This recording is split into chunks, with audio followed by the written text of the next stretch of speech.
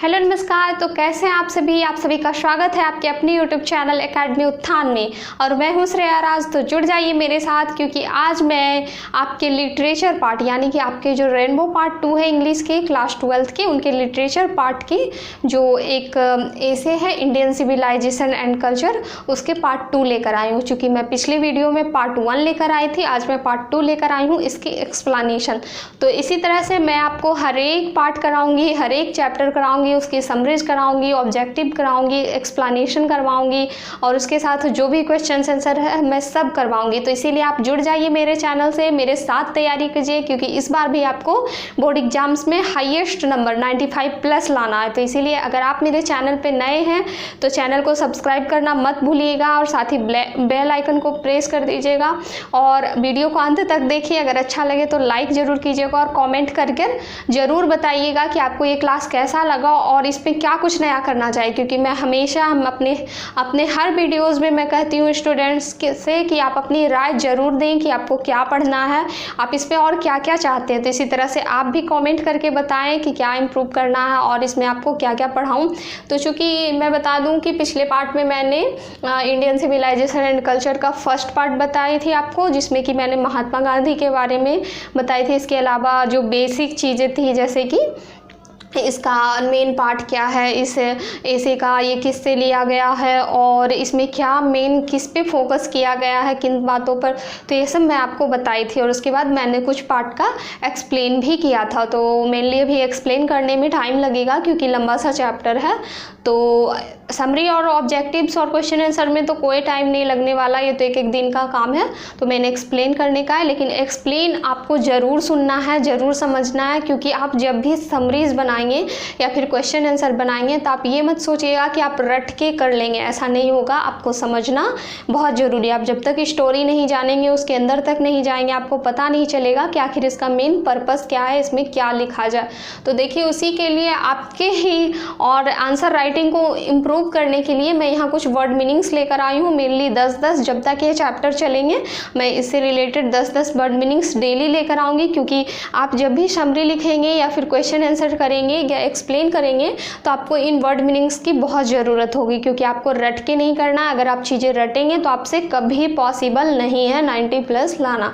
तो आप इन word meanings को ज़रूर याद करेंगे। मैंने यहाँ लिख दिया है, जैसे देखिए मैं बता भी देती हूँ और आप ज़रूर नोट करेंगे। और जो बच्चे इसे याद कर लेंगे वो ज़रूर कमेंट करके बताएंगे कि हाँ मैम मैंने याद कर लिया, उसे मैं अलग से थैंक यू बोलूँगी। तो चलिए, सबसे पहला है सिविलाइजेशन। चूँकि इस चैप्टर का नाम ही है इंडियन सिविलाइजेशन एंड कल्चर, इसीलिए ये जो फर्स्ट वर्ड मीनिंग है ये है सिविलाइजेशन। सिविलाइजेशन का मतलब होता है सभ्यता।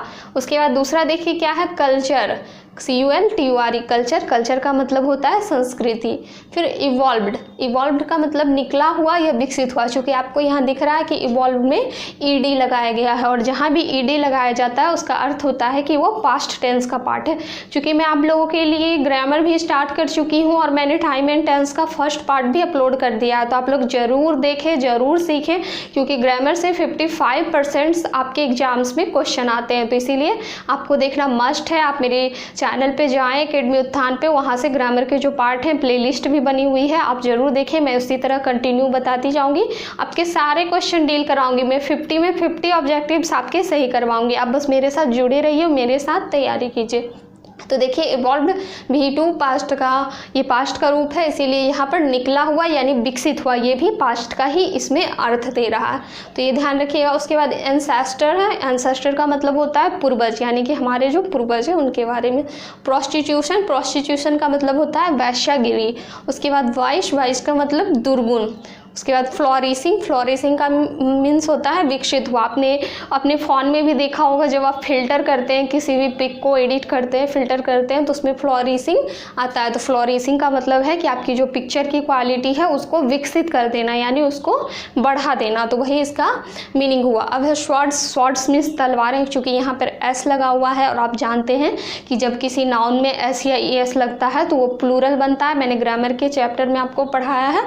और जब किसी वर्ब वर्ब में एस या ईएस लगता है तो वो सिंगुलर बनता है। तो इस तरह से ये जो स्वॉर्ड ये नाउन है इसमें एस लग गया, यानी इसका मतलब हो गया बहुत सारे तलवारें।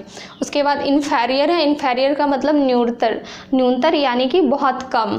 उसके बाद एथिक्स, एथिक्स का मतलब नीति शास्त्र, ये एक प्रकार का चैप्टर भी है और ये आम लोगों के लिए बहुत ज़रूरी है, जिसमें कि नीति के संबंधित ज्ञान दिया जाता है, अच्छे बुरे इन सब के रिलेटेड। तो चलिए ये तो वर्ड मीनिंग से आप इसे ज़रूर नोट कर लीजिएगा, याद कर लीजिएगा। कल फिर मैं ट्रेन लेकर आऊँगी। और अब मैंने जो पार्ट 1 आपको बताया है, जो एक्सप्लेन किया है, आज मैं पार्ट 2 से आपका एक्सप्लेन करना शुरू करती हूँ। ओके, तो ये रही बुक। आप लोग भी अपनी बुक निकाल लीजिए, क्योंकि मैंने कहा है कि जब भी आप मेरे क्लास लेने के लिए बैठें तो बुक ज़रूर लें और लाइन बाय लाइन समझते रहे। तो मैंने पार्ट 1 तक, इसमें जो 1 पार्ट है वहाँ तक मैं आपको बताई थी कि रोम की सभ्यता समाप्त हो गई, तो जापान पश्चिमी हो गए, उसके बाद फिर और ये सब जो देश थे जैसे फेरोज हो गए हैं उनका विनाश हो गया, और उसके बाद फिर और भी जो देश थे उसमें मैंने बताया था कि सब पश्चिमी हो गए, वो नष्ट हो गए। तो इस तरह से मैंने फर्स्ट पार्ट में आपको बताया, लेकिन भारत अभी तक अटल रहा है। ये भारत की ग्लोरी है, यानी कि ये भारत का गुण है, ये भारत की अपनी एक चमक है, अपनी एक उत्थान की प्रकृति है। तो उसके बाद देखिए 2 पार्ट से क्या कह रहा है, आप लाइन बाय लाइन पढ़ते जाइएगा, मेरे साथ सुनते जाइएगा कि उसके कहने का अर्थ क्या है। In the midst of all this Indian remains immovable and that is her glory, यानी कि इन सब के बीच भारत अटल रहा। चूँकि मैं भी बताया कि और देश जो थे उनकी सभ्यता प्राचीन होने के बाद भी रोम की, फेरोज की, जापान की नष्ट हो गई, लेकिन भारत अटल रहा अपने स्थान पे। It is a change against India that her people are so uncivilized, ignorant and stolid. यह भारत के खिलाफ, भारतीयों के खिलाफ यह एक कह लीजिए उनके खिलाफ एक दोष लगाया गया, उन पर एक आरोप लगाया गया कि भारतीय जो होते हैं अनसिविलाइज्ड का मतलब सभ्य। चूँकि यहाँ सिविलाइज्ड मैंने बताया सभ्य होता है, तो अनसिविलाइज्ड इसका मतलब असभ्य होते हैं, इग्नोरेंट होते हैं और स्टॉलिड होते हैं, यानी कि वे अच्छे नहीं होते हैं भारतीय। ऐसा दूसरे देशों ने भारतीयों पे आरोप लगाया। उसके बाद है it is ignorant stolid that is it not possible to induce them to adopt any changes, यानी कि अन्य देशों का कहना है कि भारतीयों को किसी और चीज़ को, यानी किसी अदर परिवर्तन को एक्सेप्ट करने की जो होती है उसमें क्षमता नहीं होती, वो एक्सेप्ट नहीं कर सकते हैं और उनको हम उस और अग्रसित भी नहीं कर सकते हैं। जैसे कि अभी पश्चिमी सभ्यता धीरे धीरे हमारे देश में आ रहा है, लेकिन जिस समय ब्रिटिश आए थे शुरुआती दौर में या उसके पहले, लोगों ने पश्चिमी सभ्यता को एक्सेप्ट नहीं किया, उनके रहन सहन, खान पान, वेशभूषा, इन सबको एक्सेप्ट नहीं किया, वो उसे अवॉइड कर देते थे। तो इसीलिए कह रहे हैं दूसरे देश के लोग, इसमें महात्मा गांधी ने वर्णन किया है कि दूसरे देशों का कहना है कि भारतीय इतने असभ्य होते हैं कि वो किसी नए चेंज, नए परिवर्तन को अपनाना नहीं चाहते हैं। उसके बाद है it is a charge really against our merit, ये जो हमारी मेरिट है इसके खिलाफ भी एक कह सकते हैं दोष है, इसके खिलाफ एक आरोप है। उसके बाद है what we have tested and found true on the anvil of experience, और उन्हें किसी भी परिवर्तन, उसके बाद है कि ये जो है हमारी योग्यता के खिलाफ एक आरोप है कि हम ऐसा साहस नहीं करते हैं। चूँकि हम साहस ही नहीं करते हैं खुद को बदलने का, क्योंकि हमें ऐसा लगता है कि हम जिस कंट्री में हैं, हम जिस सिविलाइजेशन में, हम जिस कल्चर में, हमारे लिए यही बेस्ट है, तो इसलिए हम ऐसा कुछ भी साहस नहीं करते हैं। बी डेयर नॉट चेंज, हम इस प्रकार के साहस नहीं करते हैं खुद को बदलने का। Many thrust their advice upon India and see remains study, बहुत सारे देशों ने अपनी जो भी परिवर्तनशील प्रक्रिया थी हम पर थोपने की कोशिश की, बहुत सारे देशों ने अपनी सलाह हम पर सौंपी, लेकिन हम जो है ज्यों के त्यों स्थिर रहे, स्टडी रहे, हम अपने स्थान से नहीं हिले, हम अपने कल्चर से, अपनी सिविलाइजेशन से नहीं हिले। उसके बाद है कह रहा है, उसके बाद देखिएगा दिस इज़ हर ब्यूटी, ये हमारी ही सुंदरता, ये हमारे देश की सुंदरता है कि हम किसी और के परिवर्तन को नहीं अपनाएं।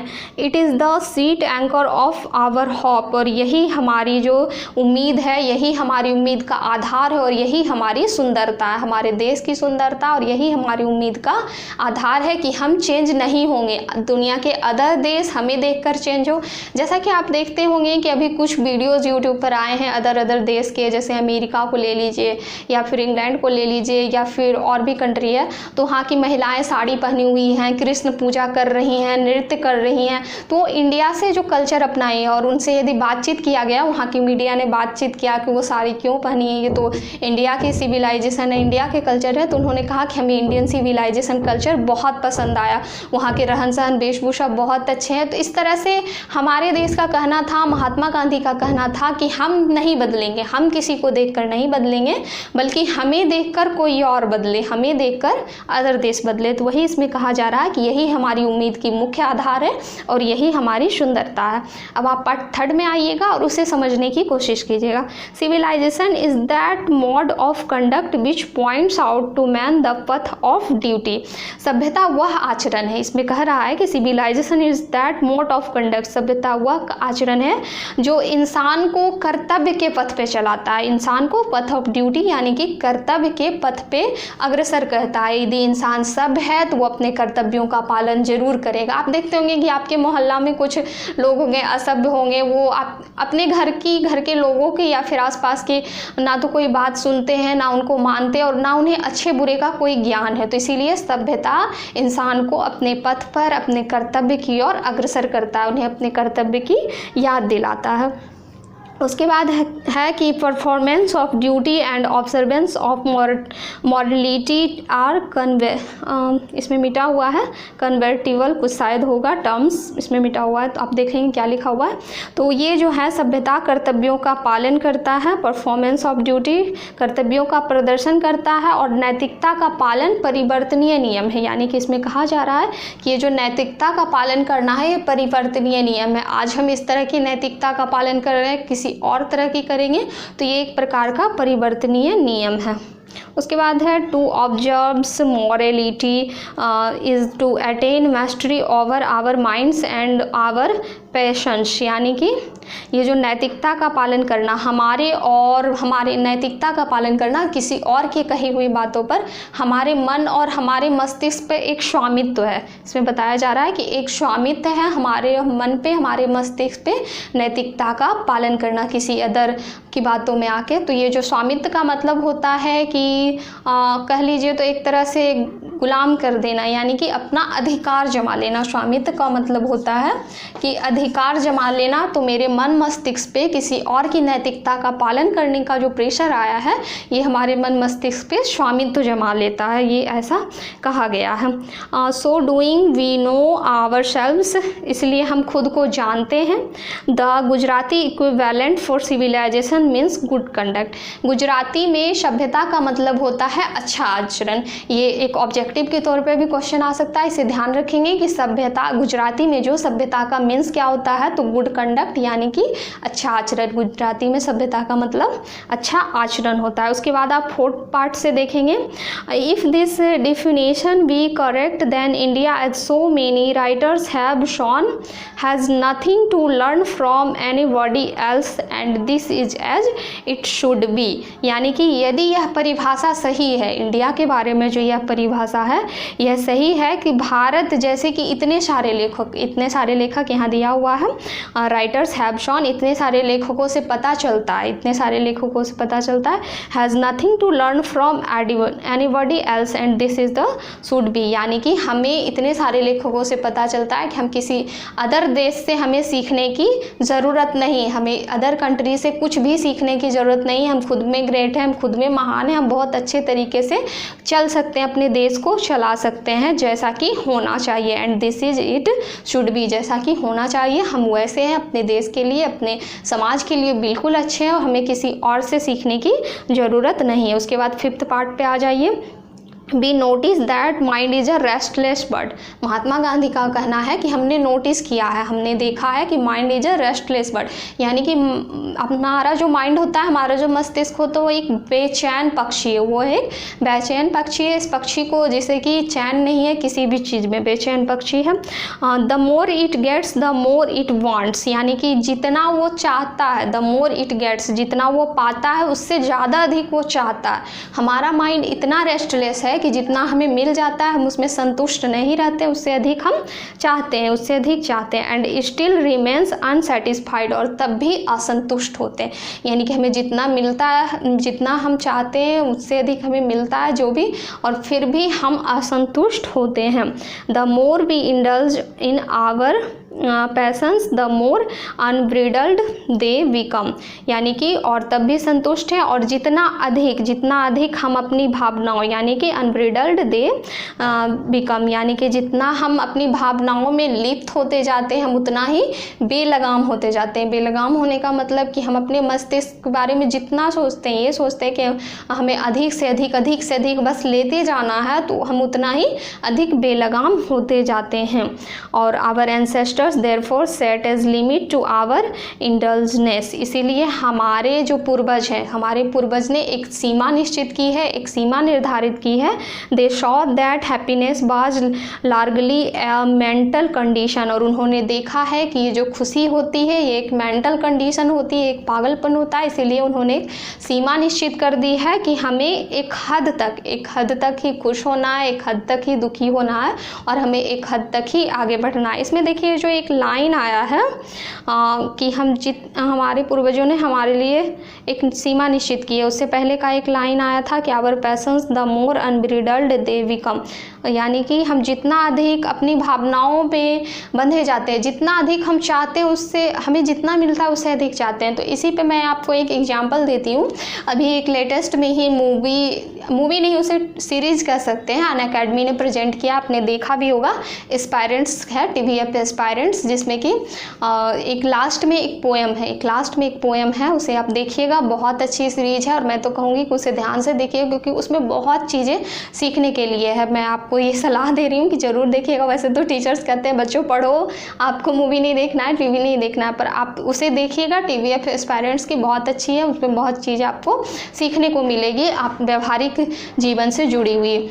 तो उसके लास्ट में एक पोएम है कि इंसान चाहता है, मुझे उतने अच्छे से याद नहीं है क्योंकि मैंने एक ही बार देखा, इंसान चाहता है सिर्फ खुद चलना, यानी कि सिर्फ खुद चलना, उसके साथ कोई ना चले, वो बस आगे बढ़ते जाए और किसी के बारे में कुछ ना सोचे, सबसे अधिक सफल हो, और दुर्गम वनों और पहाड़ियों को जब रौंदते हुए ऊपर आसमान की ऊंचाइयों तक पहुँचोगे और वहाँ पड़े पत्थरों को जब देखोगे तो उसमें और तुम में कोई अंतर नहीं रहेगा। तब यह खुशी होगी कि जितने धूमधाम से यह शुरू हुई थी वो इतनी बुरी तरह से कैसे समाप्त हो गया।